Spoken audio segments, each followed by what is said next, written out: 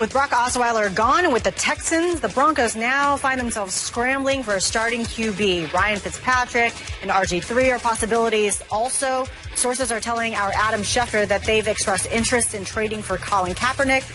So, guys, if you were the head coach or GM of a team, which quarterback would you like on your team? We're not necessarily talking about the Denver Broncos. Kaepernick, RG3, or Ryan Fitzpatrick? Freddie?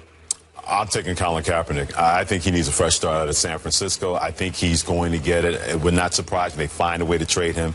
And if I'm San Francisco, I'm doing everything I can to try to massage whatever has gone on that has led him and his representatives to say, deuces, we're out of here. We want to go somewhere else. So if I'm Chip Kelly, if I'm Trent Baalke, the GM, coach and GM respectively, I'm trying to do everything I can to see how we can fix this. But if I'm Colin Kaepernick, I think I would have to need a fresh start. That's a guy I would like to have on my team because I saw how the way he was coached properly in 2012 when he got the starting job, led them to the Super Bowl, 10 touchdowns, 3 interceptions. 2013 got them the NFC Championship game, 21 touchdowns, 8 interceptions. 2014, when everything unraveled, he still played hard, 19 touchdowns, 10 interceptions, and he was sacked 52 times because the offensive line had so many injuries, but he kept going out there and battling. I don't know what happened last year, but I'm going to place that at Jim Tomsula's feet because Jim Tomsula should not have gotten the head coaching job. He wasn't ready to do it. And this was a yardstick measure game that Trent Baalke was playing with Jim Harbaugh, and look who lost that battle, Trent Baalke. So he's hoping that Chip Kelly can rectify that. But if I'm Colin Kaepernick, I'm not giving that a chance to work. I'll take my chances with him, a big athletic guy, a guy that whatever happened in San Francisco is going to do everything he can to prove people wrong and show him that the Kaepernick you saw in 012, 013, and 014, that's the guy that the NFL is getting from now on, not the guy that got benched last year in 2015 for San Francisco. I'll take Colin Kaepernick. All right. I think you have to answer this. Honestly, you have to answer it two different ways. If I'm the Broncos, the answer is Ryan Fitzpatrick. If I'm everybody else, the answer is RG3. But if you're Will King?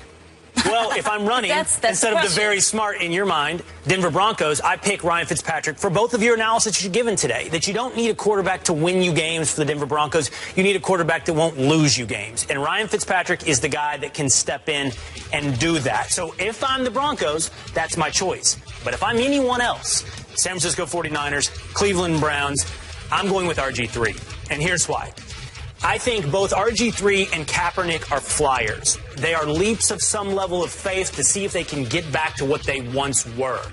I'm also going to have a backup plan on those leaps of faith. If I'm the Niners or I'm the Browns, I'm going to have a backup plan. I'm not going all in on you becoming who you once were. So I'm going to draft somebody. And if that's my plan, if I'm going to have two quarterbacks, I'm not going to pay the price for Kaepernick. It's not that I think RG3 is necessarily better than Kaepernick. The price for Kaepernick is possibly a second-round draft pick and huge cap hits over the next 2 to 3 years unless he renegotiates. The price for RG3, actually, we don't even really know what it is right now. He's a free agent. I would offer it's much less than what it's going to cost to get Kaepernick. So I'll take RG3 at the cheaper price than Kaepernick at the much more expensive price. Interesting. I love when Will and I agree. Like, I almost want to just hug him. You can do it right now. Only thing separating that is air and opportunity. Like, give me like a real one. Well, this is what was that? You need to do like a high five. No, shake hands. That's like a law firm handshake. like She's just trying to give you a little of this. Show them how it's done. It's just like, oh, man. Whatever we had for a split second is gone. Oh, yeah, it's out the window. It was ever there, the thrill is gone. It's gone away. I mean, I like the risk reward on RG3. I think of these three quarterbacks, he's the guy with the most upside and possibly the most downside, considering he's had a hard time staying on the field and you've got certain questions about does he know how to be a leader in the NFL. So if I'm a person who likes to take risks, and I am on my team that I'm building here, of the guys on the market that we're talking about, these three, it's RG3. Because if you can get him back to what we've seen, and if you believe that he learned from some of the mistakes with Washington, and he's grown, and we heard Ryan Clark say that he thinks that he has, and he thinks that some of the quotes that have come out about how he was received in that locker room are a little bit skewed, and that that RG3 is a solid teammate, then you're left with a football player who in his rookie year proved that he could be one of the best quarterbacks in the NFL. And so I think when you couple that with the fact that the price on him, as Will mentioned, leaves you with more room to build the rest of your hypothetical team here. And you don't know, you don't have to trade for him and pay a premium like you would with Cap. And with Fitzpatrick, I just think you know what you have. And while what you have is solid, and we saw with the New York Jets last year, and he will get paid for being a solid quarterback, that's not the way I would build my team. I would want a guy who I think someday could have the same star power that he once had. Well, you guys, okay, so two of you took RG3. I took Colin Kaepernick. I'll take Ryan Fitzpatrick then. I'll take the last Did you think he was lonely? Why? And No. he was hanging had out, to have been. 33 years old. Yeah, you know what? He was I like a needed kid a on hug. the playground who didn't get picked, and you just You know wanna be exactly nice. what you're getting with him, and I think all the other guys are very injury prone. I don't think RG3 is going to get back to that 2012 state. That's the huge question. That is a huge with question. Ryan Fitzpatrick, he's like milk. At a certain point, he gets sour and it unravels. I don't know if I want that part of my football team. All right, let's put a wrap on that. Well, listen, planning for the future doesn't always work out the way you want it. Cowboys reporter Todd Archer wrote a piece on ESPN.com about how the Broncos drafted Brock Osweiler in 2012 to be the quarterback of the future behind Peyton Manning. Come 2016, and they're left with literally nothing. Well, except for Trevor Siemian. Todd talked about how the Cowboys could learn from that situation. So, guys, how should they go about replacing Romo? And I'm going to defer to the Cowboys fans. Will? So here's our choice, Freddie. Do the Cowboys go the Brock Osweiler path, which is get nothing in return on your investment, or very little, to develop a starting quarterback for somebody else? Or do they hope it turns out the Aaron Rodgers path, the seamless transition from the franchise quarterback of many years to the next franchise quarterback? When they look at their number 4 pick in the draft and they say Carson Wentz, Jared Goff, or maybe others, I think they do have to worry. Which one is it we're getting? Are we getting Aaron Rodgers or Brock Osweiler? I'm not even talking about from the talent perspective. I'm talking about, is he going to be yours or somebody else's? Because that's a massive risk. Whoa, if you develop him for somebody else, what a waste of a number 4 pick. That could be Joey Bosa. That could be Jalen Ramsey holding down your secondary for years and years to come. I think for me, I go the Aaron Rodgers path, though, because first of all, as a Cowboys fan, I'm really never worried about getting money whipped. I mean, Cowboys are Not with Jerry. They print Jerry's money. going to take care of it. If he wants you, you're going to get your money. And I hope he can also manage the egos as well, so that you don't get in a situation where, like Brock Osweiler was, where your feelings are hurt, or maybe Kaepernick in San Francisco, where your feelings are hurt, and that's dictating your outcome. So I bank on Jerry being able to take care of that heir apparent and wanting to be there at the end of Tony Romo's tenure and having 2 years to start. But I got one more point, and that is I'm not sure that's Carson Wentz. I'm not sure that's Jared Goff. I'm not sure you use your number 4 pick in this year's draft to do it. And here's why. I have said, I've had the debate, you're only up here so often. You only have the number 4 pick so often. But I keep hearing a name coming out from guys who are around the Cowboys, and it's a really intriguing name for me. And you can get this name maybe in the 3rd round. Maybe you have to spend a 2nd round. And that's Dak Prescott. Oh, you stole my line. Man. From Mississippi Stole State. my line. Went sideways for you, Freddie. Sorry. No, that's fine. No, we're on the same mind. Go ahead. Yeah. People are comparing him to Tim Tebow. They're saying in this way, leader in the locker room, great character, smart, but more athletic. 5 arm.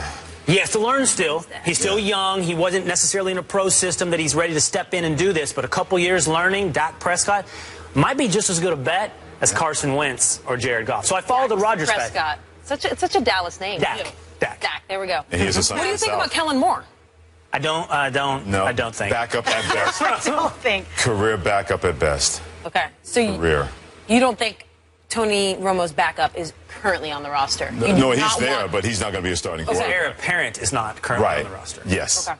Yeah, to me, if I'm looking at the Cowboys, I definitely draft my next QB, because I think, as you mentioned, Will, there are lessons to be learned from what happened with Brock Osweiler at Denver. So if you want to avoid the English Premier League happening to you, where you develop somebody else's player for Arsenal or for Chelsea, then you just, because of course the same parameters aren't in place when you look at the NFL versus the EPL, but we're talking about whether you invest in some guy, can you then keep him? And one, you mentioned the money. I don't think that can happen to the Dallas Cowboys, or won't happen. And then also, you make sure that you do cultivate a relationship with your backup quarterback, and make sure that you do communicate well with him if he is your heir apparent. Because it seems like the Denver Broncos could have done a few things differently in how they communicated with Brock, especially in the second half of the San Diego game. In certain moments where you're like, a little better communication might have avoided his decision to go elsewhere. So I think the Cowboys absolutely have to look through the draft as opposed to paying, Chase Daniel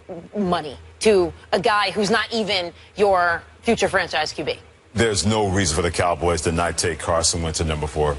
If he's there. If he's not there, then you just gave us the reason. It's Dak Prescott. No. Here's why. Here's my other reason. If he's gone, if Carson Wentz is gone, then you take Jalen Smith at number 4. Then in the second or third round, you get either Prescott. Here's another name, Brandon Allen, quarterback out of Arkansas. Rangy guy, live arm, played in a pro-style system with Brett Bielema at Arkansas. Really played extremely well in the second half of seasons in the SEC for Arkansas. But there's no reason for them to not take Carson Wentz. Tony Romo is 35 years of age. When you're going to have surgery to shave down your collarbone in hopes that you're going to stay healthy, that's playing with fire if you're the Dallas Cowboys. They went in the last season thinking, hey, we got a break. Tony Romo was fully healthy for 16 games. He played at an MVP level back in 2014. There was no doubt he was an MVP level type quarterback. And a bad rule that was executed properly kept that team from beating Green Bay and playing Seattle, a team they had beaten in the regular season. The Cowboys had no fear going to play them in the championship game, especially when they beat them in the regular season. They were down by double digits early on in that game.